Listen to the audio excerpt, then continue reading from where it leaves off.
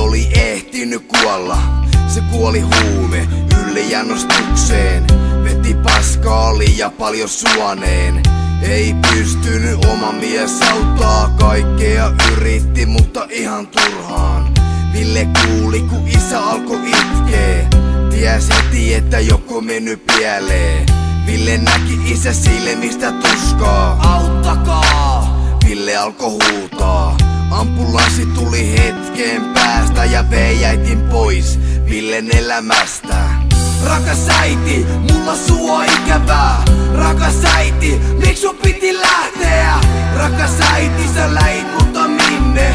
Rakaudella sun poikasi Ville. Rakas äiti, mulla sua ikävää. Rakas äiti, miksi sun piti lähteä? Rakas äiti, sä läit mutta minne? Rakaudella sun poikasi Ville.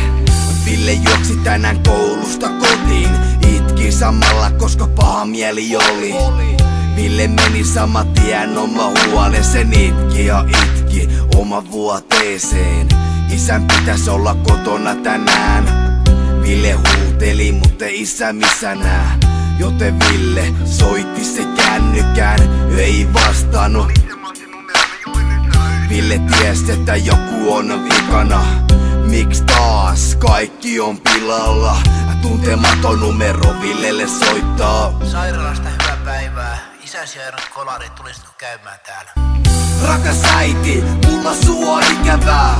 Rakas äiti, miksi sun piti lähteä?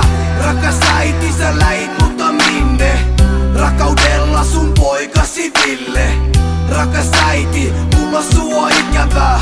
Rakas äiti, miksi sun piti lähteä? Rakas äiti, sä läit mutta minne? Rakaudella sun poikasi Ville. Ville itkee ja itkee, vaikka miehen pitää olla aina sitkeä.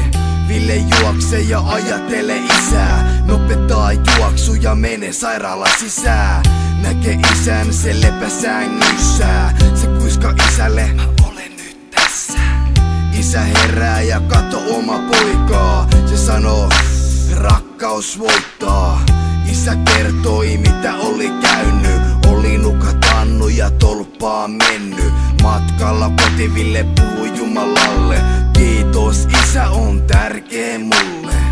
Rakas äiti, mulla sua ikävää. Rakas äiti, miksi sun piti lähteä? Rakas äiti, sä läit mutta minne? Rakaudella sun poikasi Ville. Rakas äiti, mulla sua ikävää. Rakas äiti, miksi sun piti lähteä?